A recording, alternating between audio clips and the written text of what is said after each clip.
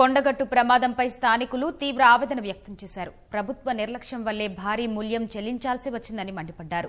గతంలో ప్రమాదం జరిగినా ఏమాత్రం దిద్దుబాటు చర్యలు చేపట్టలేదని సమీప గ్రామాల ప్రజలు ఆరోపించారు.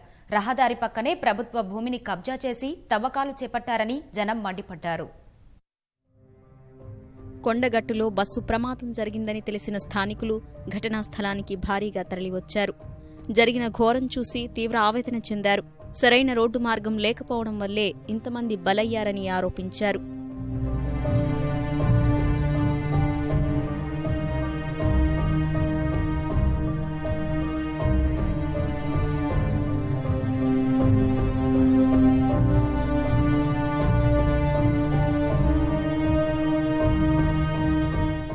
రెండవసారి ఇది అత్యంత ప్రమాదం అనేది ఇది రెండవసారి. ఇది ఒక్కసారి కాదు. రెండవది ఇంకొకటి ఏంటంటే ఇది వాస్తవంగా ఇది ప్రభుత్వం భూమి. ఇది కబ్జా చేసుకున్నారు. కబ్జా చేసుకోకపోతే ఈ గుంతలు లేకపోతే ఇలా ఇంత ప్రమాదం జరిగేది కాదు. ఈ విలువను ఎట్లా పూడ్చుకుంటాం మనం? 100% ఆ రోడ్డుకు ఓవర్లోడ్. నా యొక్క అనుభవంతో చెప్తున్నా, ఆ రోడ్డుకు ఆ బస్సు నడిపడం కరెక్ట్ కాదు. అంత లోడుతోని అది తప్పిదము. అది R&B రోడ్ అని నేను అనుకుంటలేను.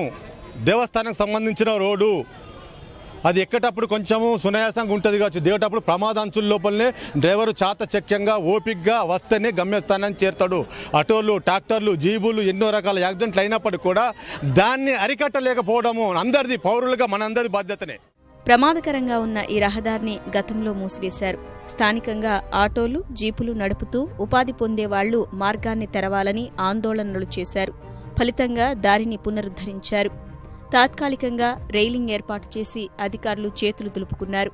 రహదారి పక్కాగా లేకపోవడం, బస్సులో ఎక్కువ మంది ఉండడం వల్లే ప్రమాద తీవ్రత పెరిగిందని స్థానికులు ఆరోపిస్తున్నారు.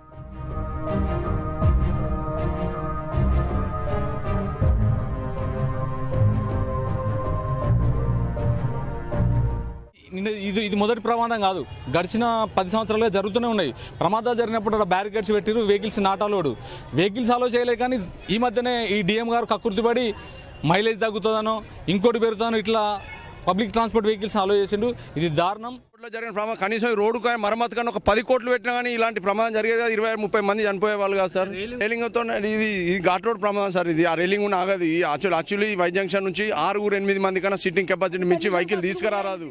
బస్సులు నష్టాల్లో ప్రయాణిస్తున్నాయన్న ఆర్టీసీ అధికారుల తీరు కూడా ఈ ఘోరానికి కారణమని విద్యార్థులు ఆరోపిస్తున్నారు. బస్ పాసులు ఉన్నవాళ్లు రాకుండా కొండగట్టు వరకు పొడిగించారని ఆవేదన వ్యక్తం చేస్తున్నారు.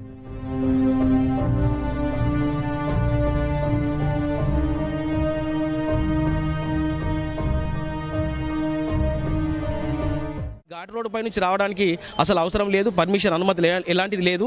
అది కింది నుంచి రామ్సాగర్ నుంచి వెళ్ళే శనివారంపేట నుంచి తిరిగి JNT కాలేజీకి వెళ్ళే దొంగలంబర్ నుంచి రావాల్సిన బస్సు మరి ఇలా రావడానికి కారణం ఏంది, ఎందుకు రప్పించిండు? మరి వన్ సైడ్ అడిగి నాలుగు ట్రిప్పులు కొట్టేసి కింద పడిపోవడంతో లోయల మరి అంత పెద్ద సంఘటన జరిగింది సార్.